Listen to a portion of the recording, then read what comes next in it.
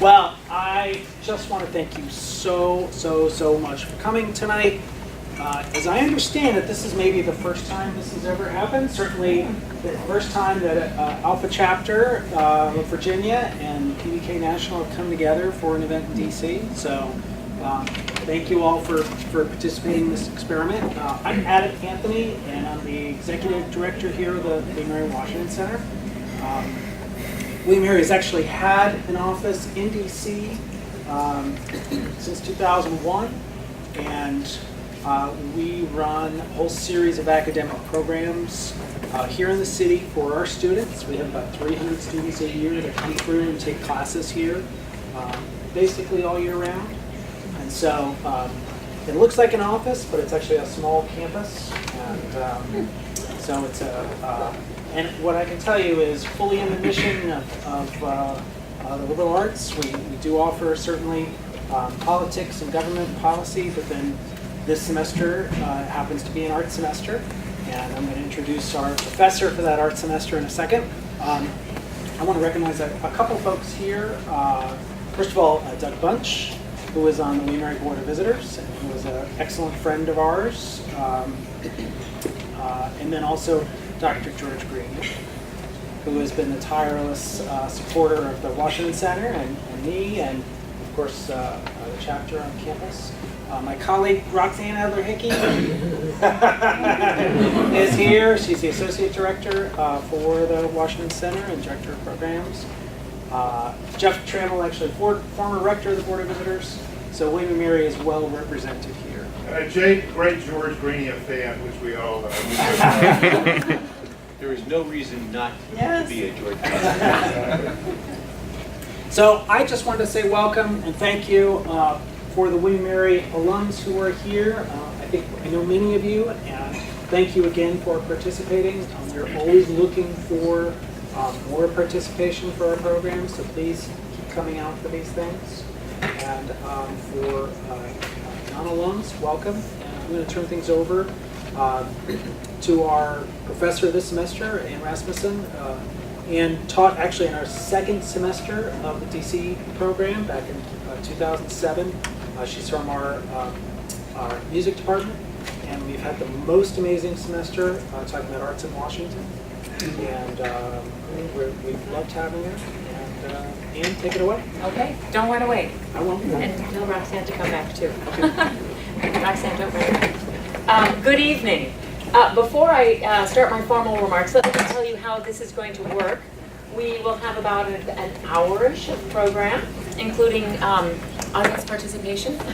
And then we'll reconvene on the balcony and continue our evening informally until about 8 o'clock. But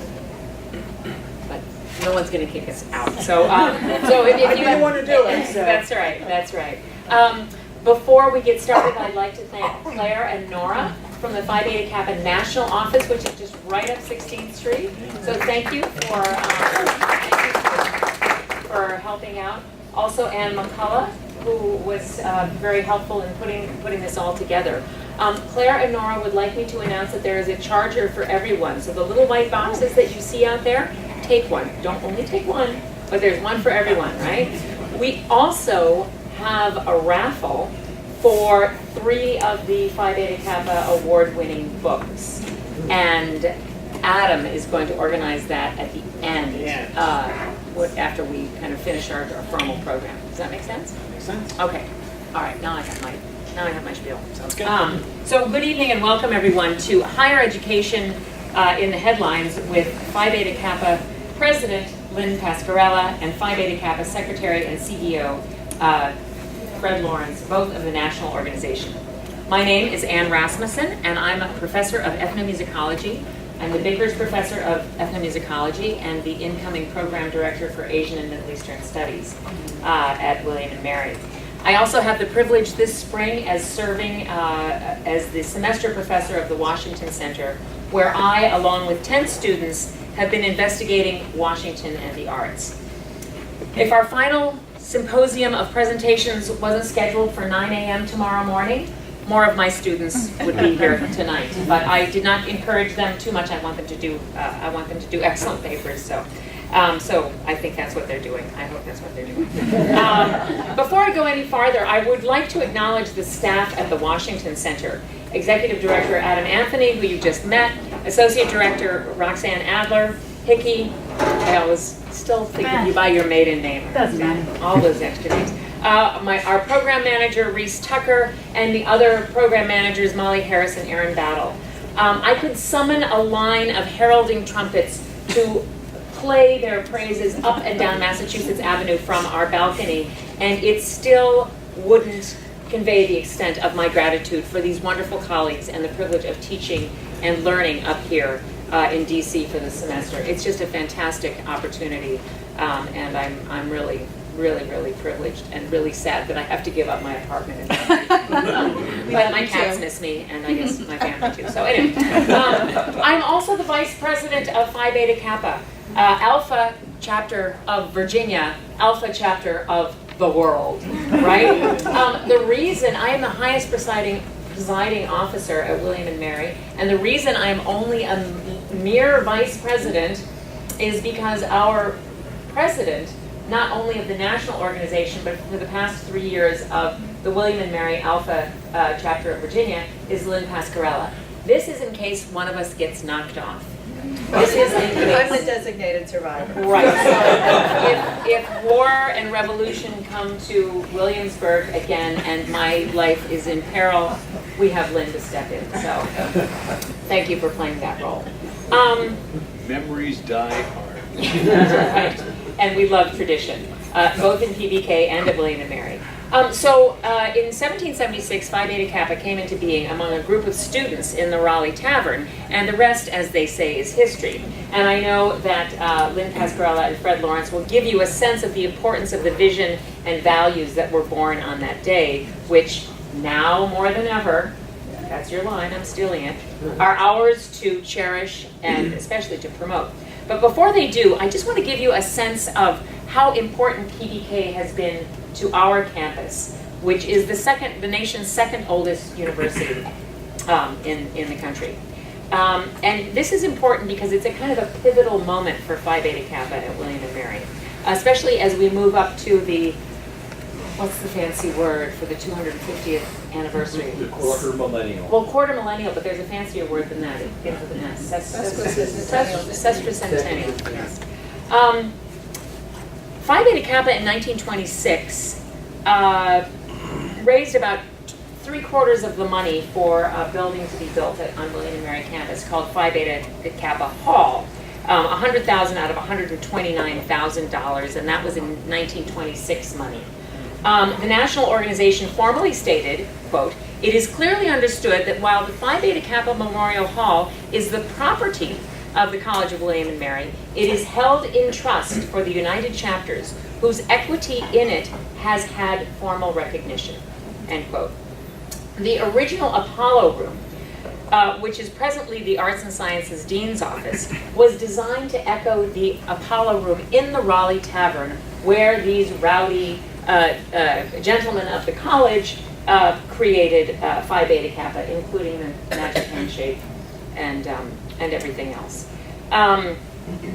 And even over we have these old photographs of the original Phi Beta Kappa Apollo Room, and even over the mantelpiece is still our Latin motto over the fireplace. In 1957, our campus broke ground into new campus. We have an old campus, sunken gardens, absolutely delightful, but Phi Beta Kappa Memorial Hall was the first building in the new campus, and lo and behold, Phi Beta Kappa, the organization, came in with the fire insurance payout of $164,000, plus a $250,000 contribution by Alpha chapter member John D. Rockefeller. Another $29,000 was raised by the chapter, totaling $443,800 in 1957 dollars. That's over $4 million in 2019 dollars. The then president, designated it as a meeting room, a reception room, and we would also get a vault and an office. Now that meeting room that we've been in has been dismantled because we are having renovations for a new arts quarter. And we now believe that it's appropriate to restore the original Apollo room.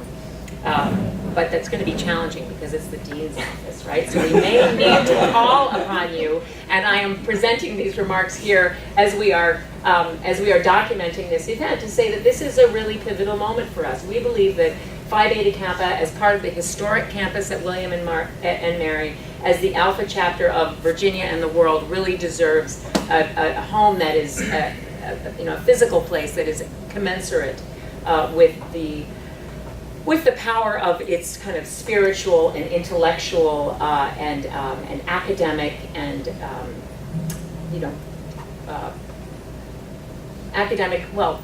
acumen and the collective that we all bring to Phi Beta Kappa. At William and Mary, we've done quite a bit to champion the goals of the liberal arts and freedom of speech. We've started a salon series where we've really talked about the issues of the day, from sexual assault to relics of the Confederate past to intolerance in the news. Our most recent salon was on welcoming and honoring, not welcoming, but honoring PBK women of William and Mary, because we are celebrating 100 years of coeducation. I was lucky enough to be on a panel chaired by Fred Lawrence at the Triennial Conference in Boston last year about the exchange of ideas on campus and so forth. And so that's been wonderful. One other thing that we've really benefited from is having the participation of Fred and Lynn at William and Mary. It's really been wonderful. You've come down. Lynn has come down to steal my lines in our initiation script, because when she's president and she comes down, I am nothing. But the vice president. Yeah, I'm just the vice president, right? But when she's not there, I get all the lines in our initiation script, which is really wonderful. But last fall, when you visited, you gave a wonderful talk called Advancing Equity and Inclusivity on College Campuses in a Post-Truth Era. Thank you for that. And Fred Lawrence was recently down with a dynamite title for his talk called, now I've lost it, Finding Your Voice. No, that's not it. I could have done that one, but that's not the Yeah, you could, that's not it. No, it's here, it's a little bit out of order on my remarks. Let's see if he remembers it. What was it? Civility. Freedom of expression on campus, the case for vigorous civility. There it is, right there. Freedom of expression on campus, the case for vigorous Now I'm asking you a hard one. the case for vigorous civility. I like it. So thank you so much for contributing to the intellectual culture of our campus. How about a little round of applause? All right, a paragraph of introduction for both of our guests of honor this evening.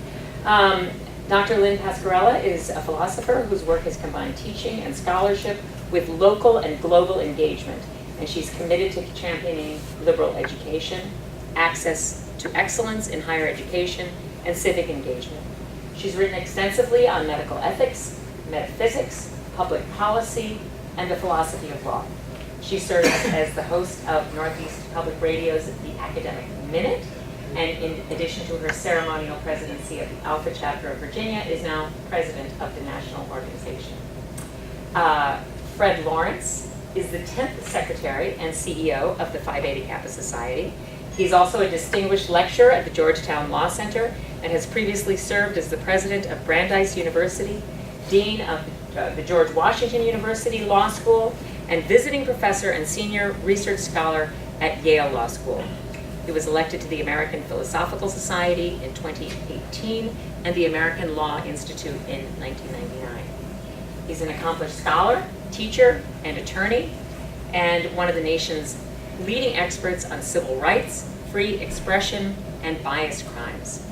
At Phi Beta Kappa, Fred Lawrence has focused on advocacy for the arts, humanities, and sciences, championing free expression, free inquiry, and academic freedom, and invigorating the Society's now 290 chapters, is that right? And 50 alumni associations. It gives us great pleasure to have him here this evening. And thank you all for coming, all of you from all these wonderful institutions, to join us in a discussion of higher education in the headlines. Thank you so much.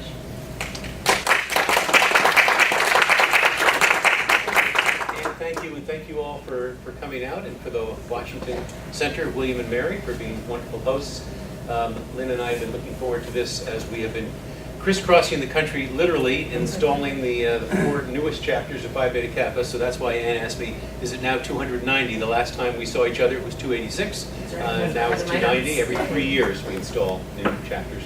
I just want to say a couple of words about Phi Beta Kappa past, going back to Alpha chapter, and then Lynn is going to kick off the headline discussion with a couple of the major issues higher education is dealing with, and I will follow up that, and then we'll have a discussion. But I'm just going to take one small issue with one thing you said, the rowdy gentleman you said. Now, the fact that they were at the Raleigh Tavern, and that's where they founded Phi Beta Kappa, could lead one to think that they were just out on a bender. In fact, if you look at the intellectual histories of the late 18th century, most of the most significant revolutionary movements began in either taverns or coffee houses. As I tell undergraduates at inductions, you will recognize those 2 places. Those are the 2 key beverages of your undergraduate career, coffee and alcohol. You know who you are. Those were the quasi-public places in which one could gather outside of the prying ears of the crown to discuss revolutionary ideas. And they were indeed revolutionary ideas, so make no mistake of that. And so let me just say a brief word about what the revolutionary idea was, because I think it's so easy to think of that story of the founding night of December 5th, 1776 as this kind of fold-de-roll kind of night, and they all had ruffled collars, and they said here, here, and drank port, things like that. They drank their share of port. But they were in the middle, actually not even the middle, very early days of the American Revolution, and they did not know how it was going to come out. And most of them expected they would lose friends in that war, and most of them did. And they thought that Williamsburg might be at risk, and it was. It's fun to say that Lynn is the designated survivor now, but they kind of burned it to the ground. The British did when they came there. And had the founders not had the foresight to establish chapters first at Yale and then at Harvard, there would have been no Phi Beta Kappa. We'd all be someplace else tonight. So their insight was that in the midst of all of that turmoil, all of that revolution, all of that uncertainty, and I'm using those terms carefully because I think they all speak to our time, a time of uncertainty, a time of turmoil, a time of not knowing how things are going to come out. That what they dedicated themselves to, of all things, was the notion that the love of learning would be the guide of their lives. It was, in fact, a radical notion. It was not some dogma. It was not the crown. It was not the church. It would be the love of learning, not even learning itself, but the love of learning, the process of learning. And I will leave you with this translation, free translation of our motto that some of you have heard me talk about. Philosophia Bio Kubernetes, we usually translate as love of learning as the guide of life. But Kubernetes, as the classicists in the room know, is actually has a marine connotation, a nautical connotation in the classical Greek. So a slightly better translation of that word Kubernetes, from which we get the English word governor, would be pilot or helmsman. That the love of learning is the pilot of life, not just the guide of life. It's a subtle but significant difference, because the guide takes you along a path that already exists, whereas the pilot steers you out into the waters that sometimes are choppy, as they were in 1776, and as they are in 2019. And so what those not so rowdy gentlemen thought then was inspiring, and inspires us still. So that's a little 1776 Phi Beta Kappa talk. But let's go up in the 21st century and talk about what are the things that keep us up at night. As I tell my students, and I'm actually privileged to have one of my own students from Georgetown Law School here in the room, there's nothing so great about sleeping well at night. The important thing is staying up for the right reasons. So what's keeping you up at night? Well, not as much as when we were college presidents together in Massachusetts. Oh, that is I was president of Mount Holyoke College, and Fred was president of Brandeis University, and we had a lot to keep us up at night. I am in this privileged position of being the president of an organization, the Association of American Colleges and Universities, that has a mission that is completely aligned with Phi Beta Kappa's mission. At AAC&U, our mission is to advance the vitality and public standing of liberal education, quality, and equity as the foundations for excellence in undergraduate education. And at Phi Beta Kappa, Fred and I work together to promote the liberal arts and sciences, to promote the free exchange of ideas as essential to our nation's historic mission of educating for democracy. Fred knows, George knows my background and why Phi Beta Kappa is so important to me. I'm a first-generation college student. Neither of my parents had the opportunity to graduate from high school. My father joined the war effort right after Pearl Harbor Day at the age of 16. And my mother got married at 16 at a time when women, girls, couldn't stay in school if they were married. She ended up as a single parent. And when I was accepted to college, I had a full scholarship to go to my state's flagship university. I made a decision to stay home and attend a local community college in order to be a caregiver for her. She had become chronically ill by then and was near death. And 2 years later, I transferred to Mount Holyoke College, and within another 2 years, went off to Brown University to get my PhD in philosophy. And when I left with a deep and abiding commitment to liberal education, to access to excellence in higher education, regardless of socioeconomic background. Because I went to school under CETA funds, the Comprehensive Employment and Training Act, Pell Grants and Perkins loans. And to political scientist Benjamin Barber's notion of colleges and universities as civic missions, where we not only educate people to be free, but we free them to be educable by serving as a visible force in the lives of the most marginalized, disenfranchised, underserved members of society.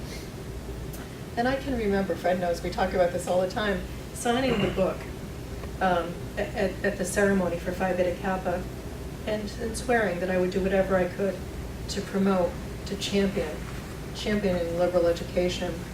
And so played a number of leadership roles in my home institution, the University of Rhode Island. Went off to the University of Hartford, where Steve was, and then became the president of Mount Holyoke College. The challenges today are more significant than ever. When I went to school, there was a notion of higher education as a public good. We've seen with the opening of the gates of the academy to women, to students of color, to first-generation students, the notion that higher education is no longer a public good, but a private commodity. Tuition in exchange for jobs. So much of what we're doing is trying to create an ascendant narrative around the value of higher education in general and liberal education in particular.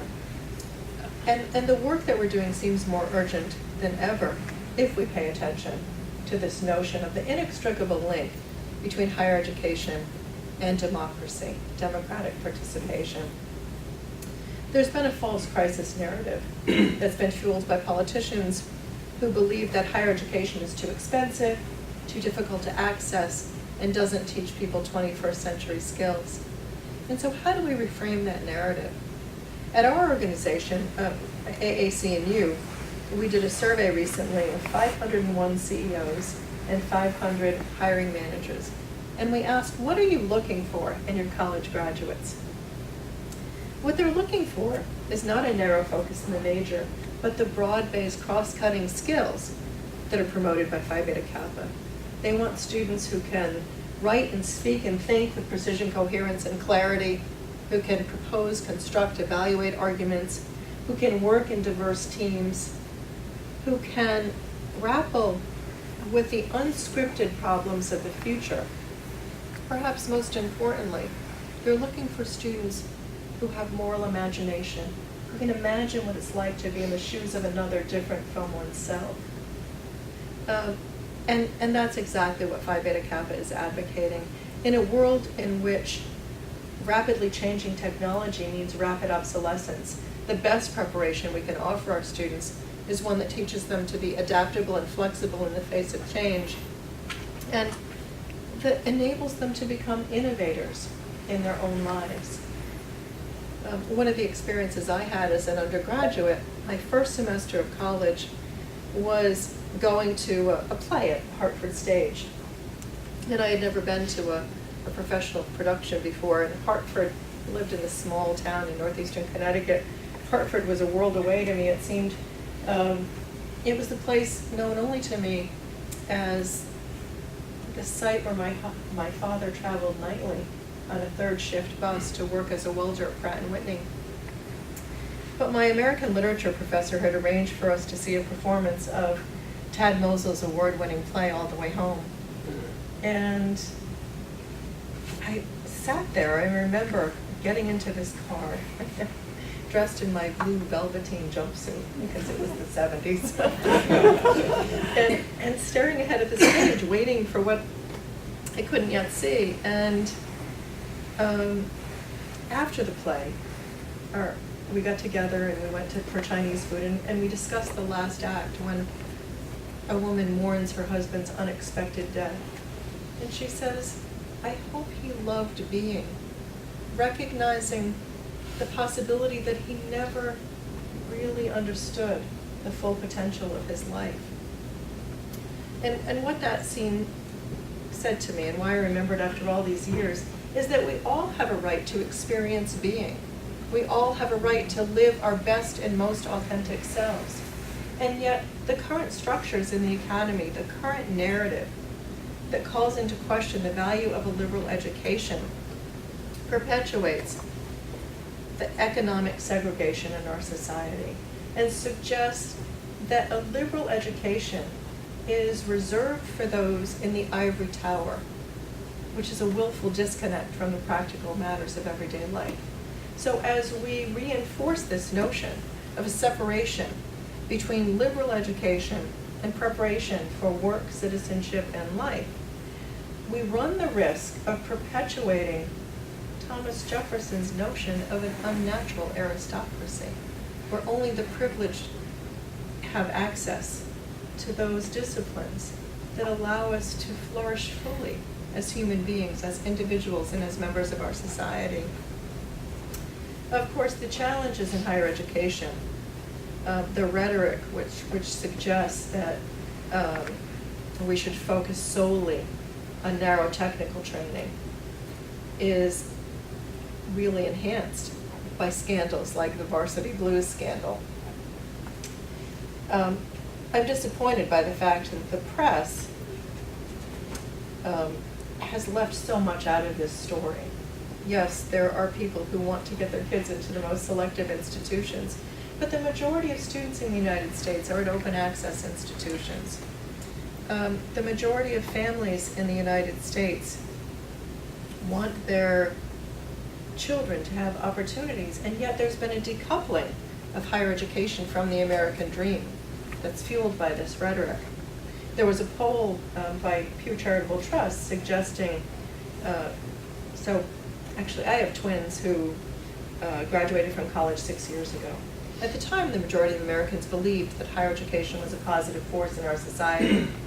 Last year, for the first time, the same poll indicated that the majority of Republicans and Republican-leaning individuals believed that higher education is not a positive force in our society. This year, there's no partisan divide. Both Republicans and Democrats believe that not only does higher education not have a positive impact on society, but that it has a negative impact on society, that it's tearing apart the fabric of American society for a variety of reasons. That we have faculty who are brainwashing students to become the next generation of snowflakes that will melt at the slightest abrasion of their sensibilities. That education is too expensive, that the debt burden is outrageous, that we're not teaching people 21st century skills. And so unless we redress this prevailing narrative, the rhetoric, and speak to people's real fears, we will continue to put at risk those who are already the most vulnerable members of our society. Let me stop there and turn this over to Fred, who speaks compellingly every single day about the importance of freedom of expression as the foundation for liberal education, We know that the origins of the notion of a liberal education are not based on this conflation of liberal education and liberalism, but in liberating one's mind from past dispositions, to be able to consider the possibility that some of one's most fundamentally held beliefs might actually be mistaken. And so I'm grateful to be working with such a champion of liberal education and free expression. As am I. Lynn and I, as you can tell, are a partnership that goes way back. The biggest difference between being college or university presidents and our current roles, as I like to say, is that by and large, at night, my head hits the pillow. I do sleep. And when I wake up in the morning and I reach for the phone at about 6:30 to see what's in the inbox, the first thing I read is not the student paper. So that has changed a little bit. Other than that, a lot of the issues we dealt with then, we're dealing with now. I think Lynn has beautifully sketched out both the landscape of what liberal education and higher education is dealing with and the challenges. I want to say a word or two more about that, and then talk about free expression as an issue, but also what Phi Beta Kappa is doing in that space and why that's an important issue for us. And indeed has been an important issue going back to 1776. All kidding aside here, you all know the secret handshake? Okay, you know where the origin of the secret handshake is? The origin of the secret handshake is that once upon a time, we actually were a secret society from 1776 to about the 1830s. And so the symbol, when one member would pass another on the street, was to say, our lips are sealed. Hence the secret handshake with these two fingers. Our lips are sealed, we don't say who the other members are. Well, we can have some fun with that today. By the 1830s, they figured out if they didn't want to be confused with the Masons, they'd best not be a secret society anymore, and so they became quite public. But part of it, too, is that it was secret in the sense of it was a place, as one of Lynn's earliest predecessors back in the 1790s said, this is a place in which you are encouraged to engage in speculation, meaning to try out all sorts of ideas, good ones, bad ones. Sometimes you don't know whether they're good or bad till you try them out. So free expression in that ambit of a privileged place where our lips were sealed goes back to the very founding in 1776.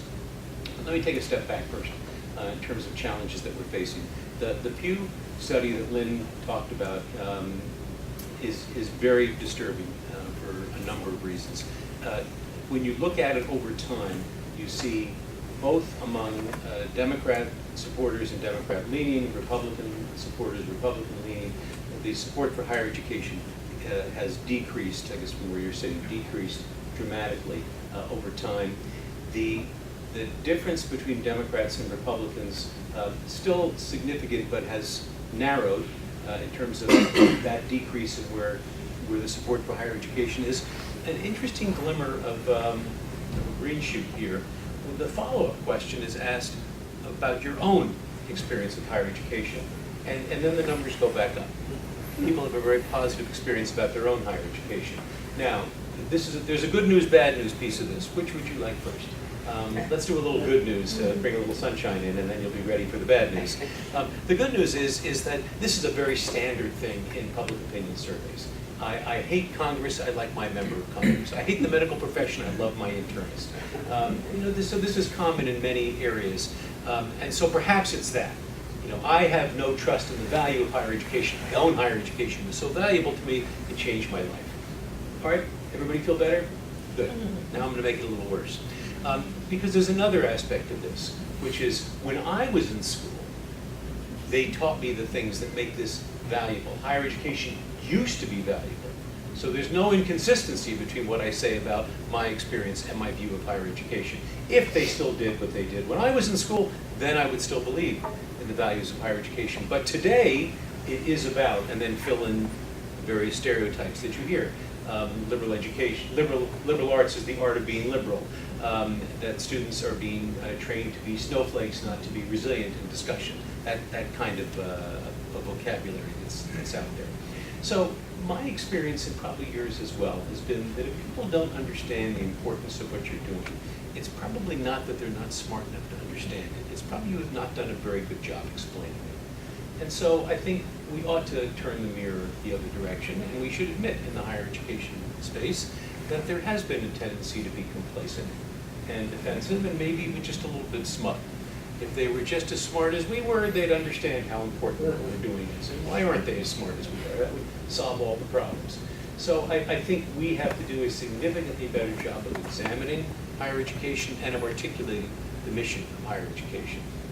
Liberal education in particular, because one of the things that we hear a lot, and I'm sure you have heard a lot, is that the liberal arts, even if it's valuable, is a luxury that we can no longer afford. Given student debt load, given how much it's going to cost me to go to college, I need to think about the job that I want to get when I get out, and that's what I'm focused on. You know, my experience as an undergraduate, now in the late 1970s, is we were told to enjoy the privilege of doubt. These are the best 4 years of your life. Don't worry about what's going to come afterwards. It'll all sort of take care of itself. I'm not sure that was great advice in the 1970s. It would be appalling advice today. It's not just that it would be clueless as to what the experience of students is, there would be something cruel about it. Because I think what undergraduates are concerned about in terms of what happens after school today is not that they are trying to turn their undergraduate experience into a 4-year technical training program. It's that they are interested in their education and they are concerned about what happens when they get out. And I think we do well to validate that. And in fact, I think we have a good story to tell about that. I think the liberal arts, as I like to say, prepares us not only for a meaningful life, but also for a productive life and also for an engaged life. The meaningful life is the piece that we talk about a lot. And yet even there, I think we tend to let it get very abstract. You understand that when I tell the story of the founding of Phi Beta Kappa, one of the things I'm trying to do from the get-go is not let this become sort of silly and abstract. It wasn't silly and it wasn't abstract. It was enormously concrete. It was the real world they were thinking about. And we can talk about that too in terms of even the meaningful life piece of liberal education. When we ask the kinds of questions that all of us do from time to time, probably not as much publicly as we might, because it seems kind of highfalutin or even corny, but questions about what does it mean to live a good life? And what does it mean to build a good society? When we ask those questions, we're not asking them alone. Those questions have been asked for thousands of years, and we're in dialogue with Plato and Aristotle. We're in dialogue with Kant and with Mill. I'll speak very personally when I tell you, and it surprised me a little bit, but one of my reactions to 9/11 is I felt very connected with the ancients in a way, because I felt very insecure for the first time in my life. I think it's the arrogance of our age to think that the ancients were dealing with a sillier world, and that's why they dealt with all these things. We, in the modern age, we don't worry about things like building a good society. We know what's a good society. What if we don't? What if we're not sure? Well, we're in dialogue over centuries and the meaningful experience that comes from a liberal education from that. And there's more to be said about the meaningful piece, but let me, and we can do this during questions and answers if you'd like, but let me move on to the productive piece, which is a piece we don't talk about as much as we should. I think Lynn talked about the problem-solving aspect of liberal education, which is a critical piece. But I would say even the bottom line piece of the productive life is connected with liberal education. I'll give you a couple of good examples. The head of mechanical engineering at Lafayette College, a woman named Jen Ross, was asked, what's the most important attribute for an engineer to have? And while you're suspecting that it must be calculus, it must be physics, it must be geometry, you know what she said? She said empathy. Empathy. She said, we're engineers, we build stuff. How will we know what to build if we don't know the people for whom we're building it?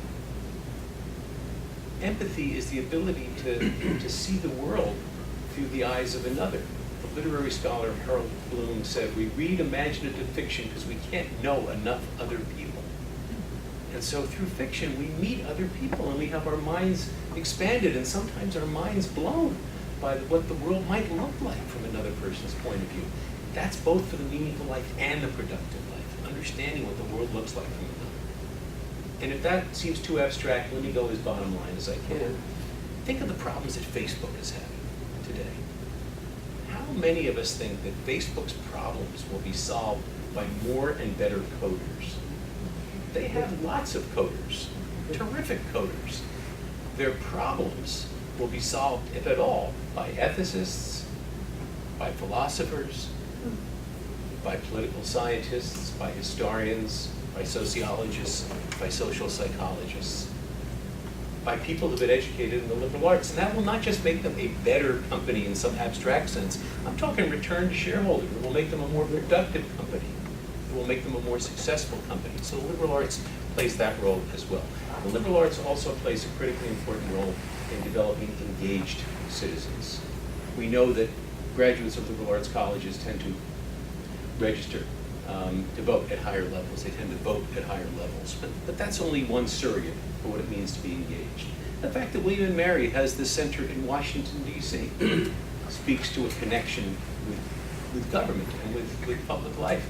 Some of you may not know the signature legislative accomplishment of Phi Beta Kappa goes back to the early 1960s, where we were among the three organizations, along with the Council of Graduate Colleges, Graduate Schools, and the American Council of Learned Societies, that led to the creation of the National Endowment for the Arts and the National Endowment for the Humanities. And if you want to be reminded what government can do as part of our lives, go on YouTube and get President Johnson's remarks at the signing ceremony for the enabling legislation for the NEA and the NEH. If his predecessor had signed it, it would have been impressive too. But President Kennedy, with his Harvard degree, it would have in some ways been too obvious. But here is Lyndon Johnson, who frankly did not have an education as anyone in this room would recognize the term education, who grew up with next to nothing. And he talks about the measure of a great society, that term that he used that we think of in terms of social welfare legislation. The measure of a great society is how it treats its artists, how it treats its humanists, and how it builds in a endowment to support the arts and to support the humanities. Honest to God, corny alert here, but honest to God, you get choked up seeing this. To be reminded that this was part of what that effort was about, and we were part of what that effort was about, which is the reason that that Phi Beta Kappa is involved to this day, not just in advocating in general for the NEA and the NEH, but for lobbying on Capitol Hill. We're both a 501c4 and a C3, and we spend time lobbying for federal support for the arts and humanities. My little niche in terms of the lobbying world is lobbying Phi Beta Kappa members in the House and Senate, particularly in the last Congress where Republicans controlled both the House and Senate.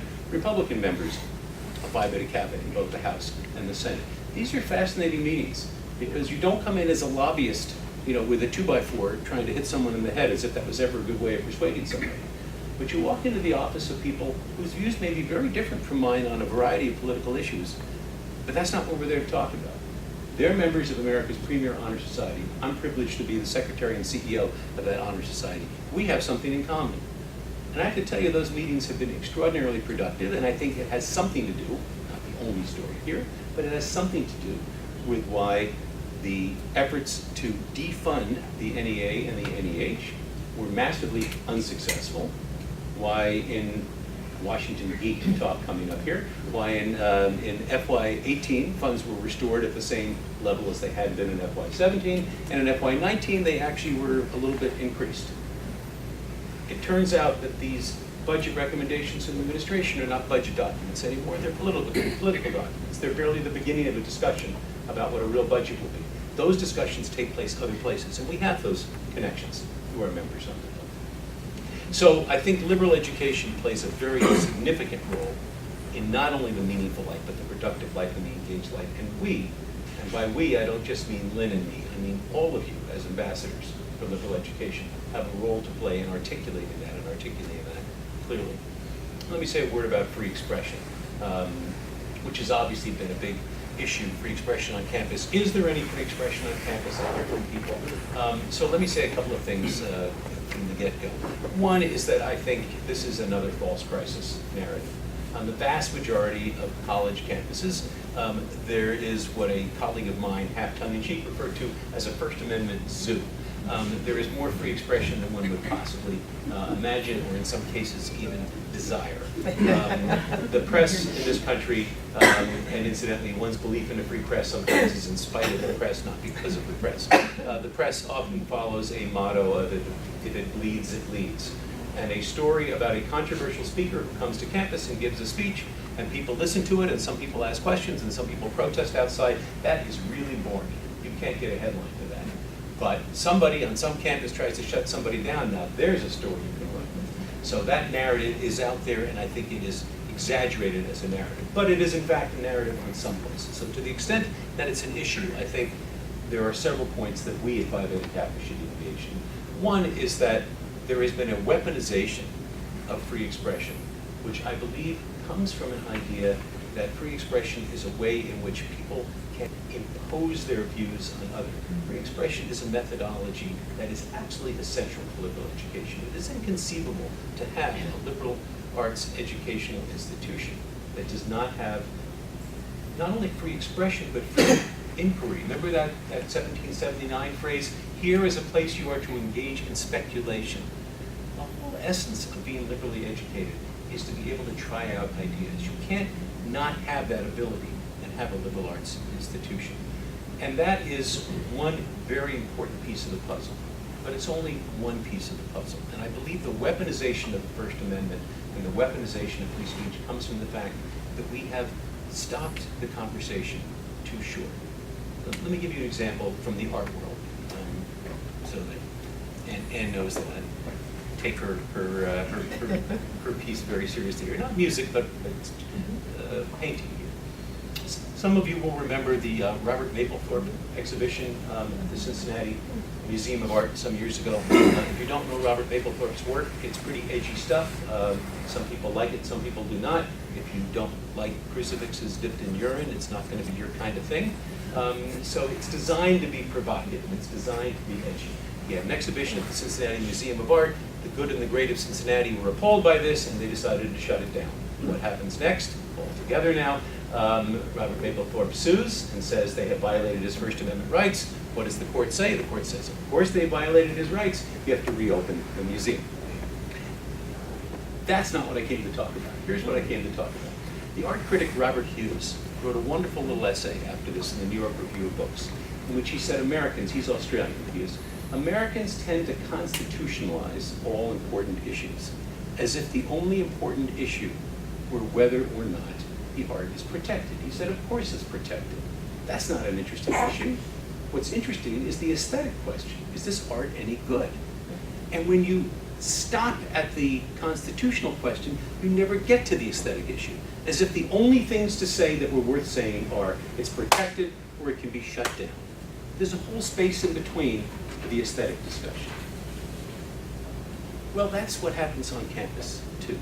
When you stop the discussion by saying, is the speech protected, you never get to have the actual discussion of what are the merits of various assertions. Even what are the merits of extreme and provocative, and yes, hateful speech. What I've said to undergraduates when I've spoken on campus is, you should not be demanding the right to shut speakers down. You should be demanding the right to ask questions of those speakers. When I was president of Brandeis, the rule was you couldn't just come give a speech and leave. If you came to give a speech on campus, you had to stay and answer questions. And I had trustees who would say to me, how can you let fill in the blank here of some speaker with whom they deeply disagree speak on this campus? Which, as Steve Trachtenberg and Lynn knows, is now followed by a, I'll never give any more money to. Incidentally, as an aside, people who threaten not to give any more money to are generally well advanced on that project of not giving you any money. That's my experience. So, how can you let that person speak? And what I would always say is, you gotta trust my kids. I'm gonna make sure they have to answer questions, and the rule is students go first. Students get to ask questions first. By the way, vastly more effective than me being a counter moderator. Why don't you get up there and be the person who is an interlocutor of this person? Yeah, I could. Vastly more effective when it comes from a student. And let somebody try to explain hateful views. Take a white supremacist like Richard Spencer. Richard Spencer, so far as I can tell, is wrong about everything he's ever said with one exception. he is right about the right to speak. So if you have the right to frame a discussion, if you have the ability to frame a discussion, why would you want to frame it around the one issue he's right about? Frame it around the 275 issues he's wrong about. And make him defend positions that are really utterly indefensible. Now, last piece of the puzzle, and then I'm going to stop. It's a lesson that I learned, actually, on events that we've done on campuses. We did an event, Phi Beta Kappa did, at the Trinity College campus outside of Hartford. At Trinity, it had a free expression issue with one of its faculty members. And so the president there asked me to do a town hall meeting with one of her board members, who was the former editor-in-chief of the Philadelphia Inquirer. We're going to do a discussion about free expression issues. I hope it was an effective event, and I hope we accomplished what we came to accomplish. Where I got my benefit from that event was the next morning, having breakfast with about a half dozen students. Off the record, not the whole big event. In fact, I said to one of the young men there who was all over me about some of these issues, and I said to him, where were you last night? You know, I could have used that energy in the room. Lesson for some of us in the room. He said to me, oh, that was the president's event. I wasn't interested in speaking at the president's event. I wanted to just be talking with you here. Moral of the story, free expression discussions are better from the bottom up than from the top down. Not so surprising. But he and I were talking about what would happen if a Richard Spencer came to speak at Trinity. And as I was articulating to him pretty much what I just did with you, the essence of free expression, the importance of free expression on a campus, you have the right to ask questions. He said, do you not understand how much this hurts me to have him in my house? And I realized, you know, I probably didn't. And if I did, I sure hadn't communicated that to him. I was in such a rush to explain to him why Spencer had a right to speak that I missed the opportunity to say to him, and I think as much as I can, I'm not in your shoes, but I'm trying. I think I see the hurt that it's doing, and I have an obligation as a member of the community to say that, to acknowledge that. In other words, free expression exacts a cost on a community. And it is a cost that in a self-governing society is worth bearing. But it is not a cost that is equally spread across all members of the community. Some people are bearing more than their fair share of the cost of free expression. Now, that is not an argument for repressing speech, in my view, but it is an argument to engage in a moral obligation to speak out. You know, my great hero, Louis Brandeis, said that in the absence of incitement of imminent lawless activity, the answer to bad speech is more speech, not enforced silence. It's a nice formulation. I think a century later, and I believe Justice Brandeis would accept this as a friendly amendment, it's not just an alternative, it's a moral obligation. It's a moral obligation to speak out. So let me ask you a question. Please. We were talking on the walking over here about what happened at Politics and Prose, and the Vanderbilt professor who's talking about the proliferation of white supremacy on campuses and across the country, and white supremacists show up and protest.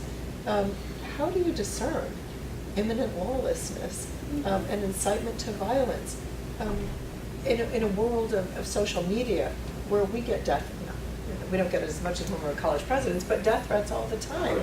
How dare you take this position? And so that's what's changed. What would Brandeis say in this world of social media, where, as you know, we would get messages from people who would send pictures of our faculty and their children, citing the schools that the children attended, and say, watch your back, you better know what your faculty are doing, and if you don't sign this, then we'll take care of it.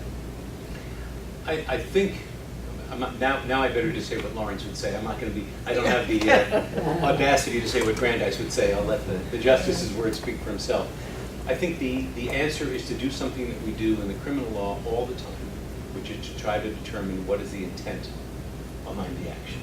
And it's not always easy to do that, but sometimes it's not as hard as one thinks. If the intent is to threaten or instill with fear, then we can prohibit it. If the intent is to communicate even troublesome views, even hateful views, then we should be protecting. Where there are close cases, think I will still say, where there are close cases, we err on the side of protecting speech. We don't start from a zero position. We start from a presumption that speech is protected. There are limits, but we start with the presumption of that. But I will say the two things that make it very different, now social media does make it different, and the other is the sheer availability of weapons in the society. You know, it used to be that we would say, and Lynn and I both lived through this, that if you're getting equal grief from the left and right, you probably have got it roughly right in your position. That was almost a humorous thing the presidents would say. Yeah, the problem is it's not just equal grief anymore. It's a kind of delegitimization and annihilation now, which makes it almost impossible to maintain those positions. So I think that's where I still am now, but I re-examine these things more closely. So I think with that, why don't we open it up to the floor and talk about any of the things we've talked about in higher education, or what Phi Beta Kappa is up to as well. I wonder if you would consider if we take a couple of questions or comments, maybe 3 at a time, so we can hear more voices. I'd be happy to let you call on people.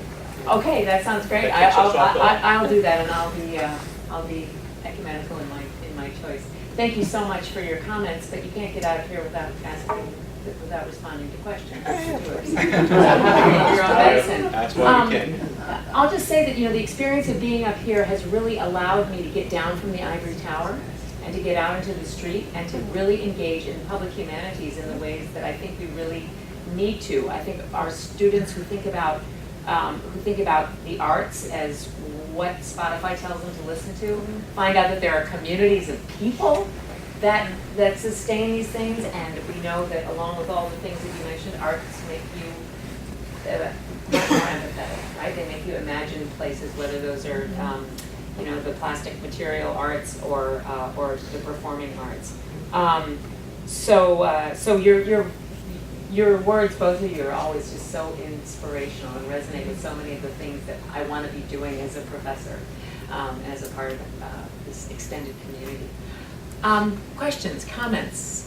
1 and 2, and is there another question or comment? Let's start with the both of you, and then and 3, and then let's see who'd like to respond. Please, Dan. So this is a very basic question, but when you talk of the term liberal education, could you define that? Because what I take it to mean is that, or at least what you guys imply, is that in the universe of higher education, there's something called a liberal education, and then there's not liberal education.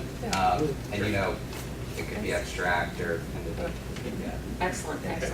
And please, in the green shirt, I Yeah. can't see. Oh, me? Yes. Yes. you. By the way, sadly, and I admit that I did glimpse at my mobile phone in this, during this speech, but there was a shooting apparently on campus while we were talking. I just saw 2 people. North Carolina. Not Chapel Hill, some other campus. But so your words are, I mean, sadly, they ring true, unfortunately. But my question relates to, in the same vein, if we can go back all the way to time immemorial, slavery, the Cambodia, education was often vilified, right? And you talked about this quite eloquently on the flip side about the benefits. And I didn't know what to expect coming here. I thought it was going to be some cocktails, and I must say it was very enlightening, very interesting. So thanks. Booze too. Thanks for giving that. But what do you think of the current Secretary of Education and the current government? I mean, we have this government, and this is not a political question. I'm not trying to intimate that at all, but just, I mean, it's a reality. It's a reality that this is a Secretary of Education who's being booed off the stage and denied access by students at various facilities, from kindergartens to universities, and who is perhaps affirmatively seeking to limit access to higher education in various ways, as we all know. So what is your taste? Okay. And then one more. Sure. Excellent question. Thank you very much. So we know that a lot of low-income students who are even accepted into college don't show up. Perhaps they don't feel like they belong there, or they can't come up with the first semester tuition. So I'm curious, there are the practical financial aspects, but what can people on the institutional level or in the association level do to kind of convince students who don't have much means or whose families are not as culturally familiar with going to higher education that they should show up and that these things are going to be great and valuable for them? So, Take your well, pick. let me start with the liberal education. So I mentioned that this notion of liberal education comes from the Stoics and the capacity to liberate one's mind from past dispositions. Unfortunately, there has been a conflation of liberal education with liberalism. It is a phenomenological experience, in my view, rather than a set of courses. It's a disposition, again, a willingness to entertain the possibility that some of one's most fundamentally held beliefs might actually be mistaken. So for me, it's those skills, the critical thinking skills, critical communication skills, moral imagination skills, that constitute a liberal education. I just want Yes. to highlight one piece on that that's so important to what Lynn just said. We always say liberal arts and sciences, and frankly, we do that because in our time, if you say liberal arts, people think that means the humanities, the arts, Yes. maybe social sciences, maybe not. The Greeks would not understand that. The Greeks would have understood the liberal arts included mathematics, included biology, chemistry, astronomy. And so liberal arts and sciences is in fact a redundant expression. We should just say liberal arts. Yeah. When Lynn talks about, predisposition to be willing to challenge your beliefs, I mean, the essence, anyone who took any science courses will remember the essence of a scientific assertion is refutability. To say it's a scientific proposition means here's how it can be refuted, now I'm going to test it. That's what a scientific proposition means. So Lynn's description of it, I think, is spot on and shows why we're talking not just about the humanities, we talk about that, but the full panoply of the arts, the humanities, the social sciences, and the natural sciences. Yeah, Fred knows this about me. When I taught for years at Brown University in the medical school, and I would have large classes. I would teach 4 sections, 120 students in a section, and we had a section on death and the meaning of life. And so these are students who are going to be physicians. And I would start this section by asking my students, tell me the name of your maternal great-great-grandmother, or really anything about her. Can you give me any information about her?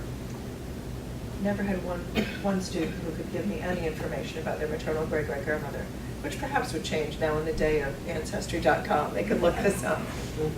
But, so I would say to them, okay, here's a woman who lived 150 years ago, who's responsible for your very existence, and you can't tell me anything about her. What hope is there 150 years from now that anyone will know anything about you? And if they know nothing about you, does your life really matter? And of course, they felt depressed. And eventually, after they came out of their depression, they would say, well, okay, what gives you meaning and purpose in your life? And I said 2 things. One is service to others, of course, and the other is baseball. And so they're like, okay, what's the matter with this professor? But as Fred knows, I would refer them to this article by philosopher Maurice Raphael Cohen, who talks about the Jewish immigrant experience to America and their affinity for baseball. And he said it provided them with a mystic unity with something larger than themselves. And so I said to my students, the technical training you're getting, the medical training will help you cure Alzheimer's disease, to find cures for Parkinson's, cancer, but it won't help you deal with patients who wonder how to live a good life in the absence of a good society, how to deal with a diagnosis that's fatal, how to engage in a mystic unity with something larger than oneself. But this is what you need to do. This is what a liberal education can provide for students. And that's what we're all about. So you want to take, you can go first on the others? The non-political question about this government. But this is something we think about all the time because we are in fact a not-for-profit. We are nonpartisan, and no winks, no elbows. We take that seriously. We are nonpartisan. So we engage in nonpartisan advocacy. And that's not an oxymoron. I know it feels like an oxymoron in a hyper-polarized time. But it is critically important that it not be an oxymoron. And not just for the practical reasons, as our outside counsel told me, if I succeed in losing our tax exempt status, I will have had an unsuccessful run as Secretary of Phi Beta Kappa. But really, because we do have this very exalted position of being able to go up on the Hill and to advocate on behalf of the liberal arts and sciences. You know, defense lawyers like to say, my client is not that person in the stocks, in the box. My client is the Bill of Rights. My client is the liberal arts and sciences. That's a great client. And so, in that sense, we do engage in nonpartisan advocacy. Now, what do I mean by nonpartisan advocacy versus partisan advocacy? I'll give you a couple of examples, and I think they'll come to this question. What do you do with this Department of Education? We deal with this Department of Education. You only get one government at a time, and this is our government. So we are obliged to deal constructively with them. Here's a good example of partisan versus nonpartisan. Do we as a society, do we as a Phi Beta Kappa Society have a position on who should be the head of the National Endowment for the Humanities? No, we do not. Do I personally? Sure. But elections have consequences, and my experience, probably yours, is that if you vote for the person who wins, you are likely to be more often than not happy with the people who are appointed by that person. And if you vote for the person who loses, you are less likely to be happy with the people who are appointed by the person who wins. That's the nature of democracy. And so there will be times when you'll be happy and times you'll be unhappy. That would be partisan for us to say, you know, I want Pasquerella to be head of the NEH, and if it's anybody else, I'm going to be mad as a hornet about it. That's partisan. Should there be a National Endowment for the Humanities? That's something we can have a position on. That's nonpartisan advocacy. We endorsed the March for Science, the first March for Science Phi Beta Kappa did. March for Science, you'll recall, was not long after the inauguration. It was a nonpartisan organization, now a grassroots organization, a nonpartisan march that was dedicated to such things as scientific inquiry, the scientific method, federal support for science research. Those are nonpartisan values. We did not endorse formally the Women's March. Not only do I have no problem with the Women's March, I was there myself and I wasn't taking attendance, but I think I saw most of my staff there. We were there as individuals. That was a partisan march. You may like the politics of it, you may not like the politics of it, and as individuals, we can all have our own politics. But as a society, that would have been a mistake for us. So I think our obligation is to work with this Department of Education and to articulate our positions from a nonpartisan view very hard. And those positions include affordability, so let me come to this question. They include affordability, they include federal support for those who cannot afford higher education. Where do I get that from?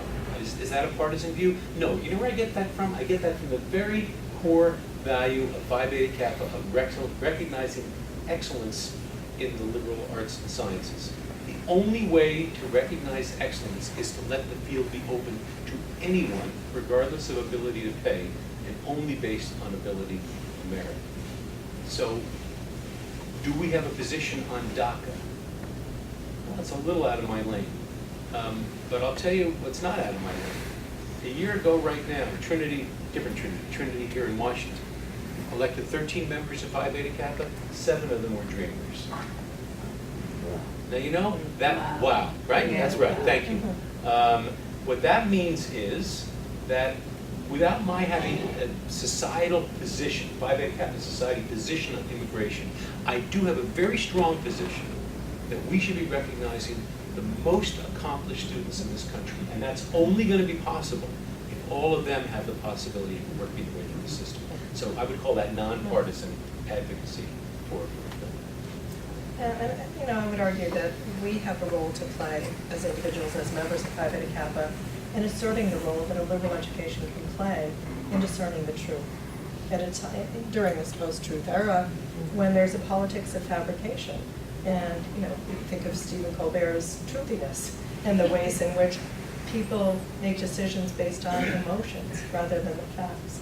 And so, how do we negotiate this world? But how do we help our students become leaders in this world of constant barrage of information where they can't discern the truth? And when retweeting and repeating falsehoods reinforces people's beliefs in those falsehoods rather than the facts. And then the issue, I do believe that the largest challenge and biggest challenge in higher education today is this economic segregation, and that we must play a leadership role in providing access to excellence for all students. I wonder if we could just take a couple more questions that might propel us into a more informal mingling. I do have my eye on the clock, and I don't want the bartender to go home early or anything like that, in case people like me haven't had a chance to wet their whistle. But it's such a wonderful conversation to be having with you here. Are there a couple more questions from the floor, please? How about in the back there, and then yes, Daniel over here, and in the plaid shirt. Okay, let's do this. So please. You had mentioned that the support for higher education went down significantly among Democrats, including even stimuli just in the past year. But some of the reasons you gave about like the snowflake and the being liberal don't seem to apply to Democrats. So what are the reasons Democrats seem to be less keen on higher education, and how would you, whatever the reasons are, what would the counter-argument be? So it's the cost, it's affordability, and teaching people 21st century skills. So it's the huge debt burden on the part of students. Pause that right there. Yeah. Let's hear this question here, please. Yeah, sure. I think it's similar. I was at Bill and Hillary Clinton, did their lecture tour here this weekend, and one of the things that I found interesting about their comments was that even when you refute false information about people, that the doubt and the negative impression remains. So that if you say something negative about, and I'm also a research psychologist, so this is true, right? When you can refute facts, you can refute falsehoods about people, but the opinion left behind remains negative. So sort of taking that into account in this conversation that we're having, I'd like to hear your thinking about how do we better market, for lack of a better phrase, a liberal arts education, because I do think there is some negative painting, and I do think even the sort of head-on, I can refute point by point, isn't maybe necessarily doing it. So I'm curious if you could sort of build a case for how we do market and better explain, I don't know, advertise the value. And before you do that, one more question from the back. Yeah, my question was more related to technical education, technical training, specifically kind of addressing the fact that, we're seeing a growing skills gap in the country, and the fact that there are a lot of 21st century jobs that employers are not finding qualified applicants for. And I think a lot of that comes to bridging the gap in, economic equality. If we talk about trying to provide jobs, 21st century jobs that actually are, sustainable and, will last into the future with automation and whatnot, how do we balance this idea and the value of a liberal arts education while also providing people who may be from lower socioeconomic backgrounds, who may be the first to be displaced, with the technical expertise and skills to catapult them into, a higher economic bracket, moving into the age of automation and, moving into the gig economy. Do we have a few minutes We have here, and then we'll adjourn? Good, and then we'll adjourn. And Yeah, continue. just a few minutes. So you want to take, I can take, well, so, let me speak to this issue of, Put me in the game, coach. Put me in the game. I know, there's just so much we have to say. So I mentioned I have twins. My son Pierce is in television and film production. Tell them where you started with. I'm going to say this, yeah. So Pierce always railed against the liberal education that he received. So one day I was sitting in the library in the president's house at Mount Holyoke College, and I'm writing a presidential speech. And my husband John, who's an entomologist, was reading a book in entomology, and Pierce's twin brother Spencer was writing his PhD dissertation. And Pierce came in and he said, "This is the most dysfunctional family on the planet." I'm not sure that this is the case, but what do you have in mind? He said, "Look, it's a beautiful day. We should be out there doing things. You're just doing nothing. You're wasting your time studying." And I said, "I think you have studying to do too." He's in a master's program in television and film. He said, "There's no point in doing small group communication, intercultural competence. We're just trying to get our money." I said, I don't think so, but, okay. So, as luck would have it, here's his first job out of graduate school was with the Jerry Springer Show, which of course is every mother's dream. But he called me from the Springer Show one night, and he said, Mom, I finally understand the value of a liberal education. He said, I had to go out and get the talent, ties and cigarettes, and then I had to spend 2 hours in the green room with him. And he said, now I understand why I needed to take those courses in small group communication and intercultural competence that nobody ever told me. And so I'm thinking, okay, here's the child of a college president and a professor of 40 years, and he doesn't know why he's engaged in a liberal education. What hope do first generation students have? Students whose parents are saying, drop out, you should go to work, you don't need this education have. We need to be much more transparent around why we're asking students to do the work that they're asking them to do, and to connect curriculum to career. I mentioned asking students to grapple with the unscripted problems of the future. For far too long, we have asked them to answer questions for which we already know the answers. Why are we doing that? Why are we relying on standardized tests to measure? We should be looking at portfolios that assess students' work, authentic work, over a period of time from their first semester to their final semester, both inside and outside of the classroom. So I think this is the transformation we need to have in higher education. And we also need to recognize that these high-impact practices that will help students to thrive in work, citizenship, and life are not recognized in the tenure and promotion process. It's all about publication and peer-reviewed journal articles. It's not how you transform individual lives in the classroom and outside of the classroom. So just a word about practical or skills-based education. I think, first of all, it's not either or, it's both and.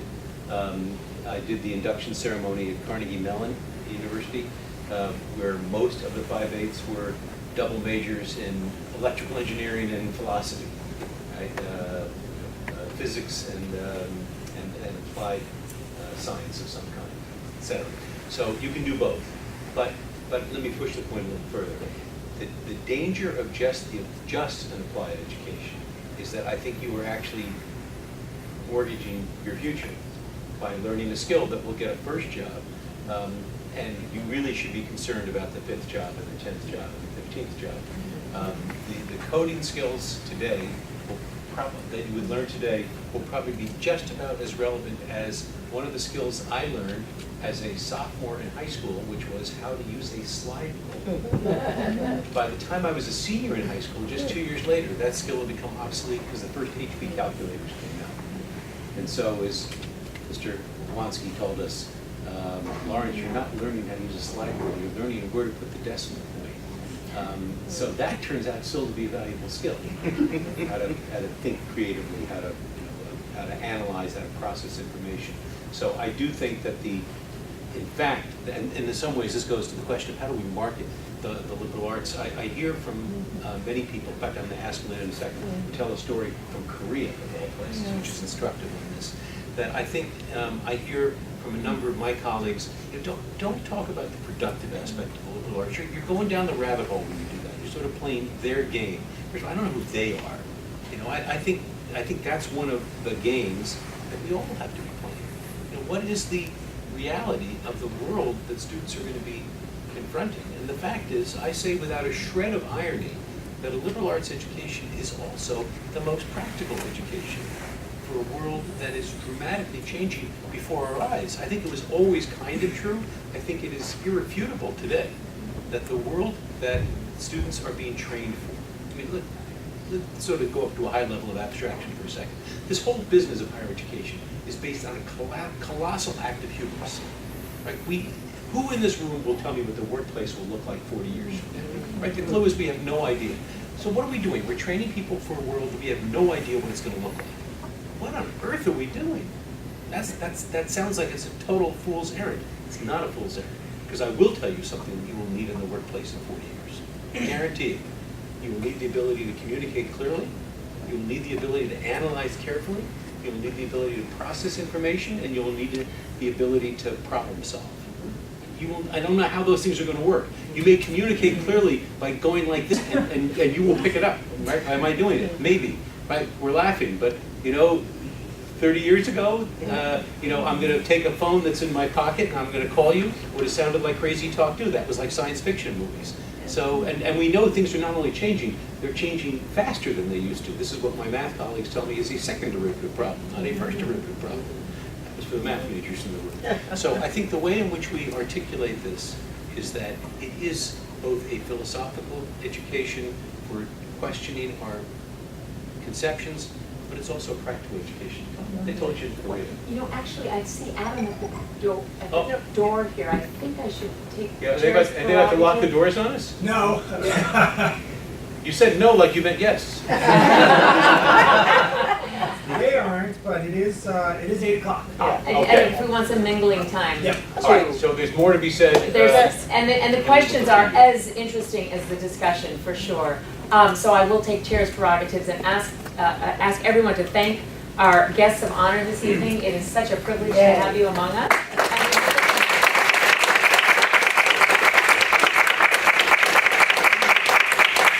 And I would love to know all of you personally and professionally in the room. Adam. All right, will so you- we have 2 things to do right now.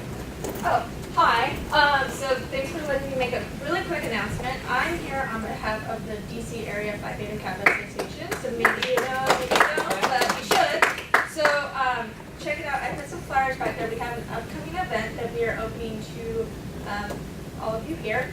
And speaking of practical liberal arts in action, our speaker is an anthropologist at the State Department giving a talk about how an ancient artifact that came into U.S. possession actually kind of broke the ice for some of the Iranian nuclear deals. So should be a really fascinating talk. Would encourage you all to come out, grab a flyer. When is it? May 11th. So 10 short days, 11 short days away. So, thank you so much. Thank you for that and for the work of the DC Association. So we have 3 gift bags to give away. Lovely Phi Beta Kappa tote bag with some excellent books inside. Behave. These were the winners of the 2018 Phi Beta Kappa Book Awards for science, for literature, and for social sciences. All right, and so I have assigned, everybody who RSVP'd, I've assigned a number, and I've got random.org. Their websites. And I'm going to generate a random number. I'm going to call out 3 names. Hopefully, I was able to check a lot of people, but I'm just going to call names. If you're not here, then you don't get to it. All right. Must be first number present to win, right? Must be not. Are we sampling with replacement? Yeah, well, that's a good point. Not sampling with replacement. Number 55, Eleanor Stillman. Yeah, so maybe I could sample with replacement. It's a placement. All right, number 2 is number 21, Ira Fight. Oh my gosh.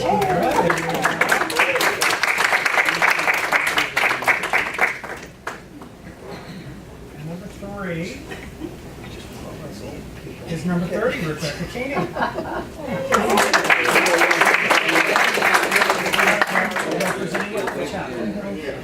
To ease our way into social hour, how about a standing ovation? Thank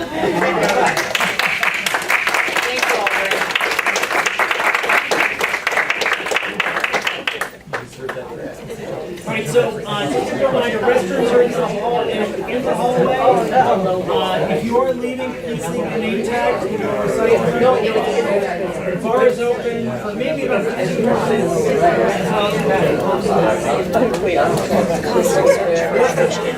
I know, right? minutes.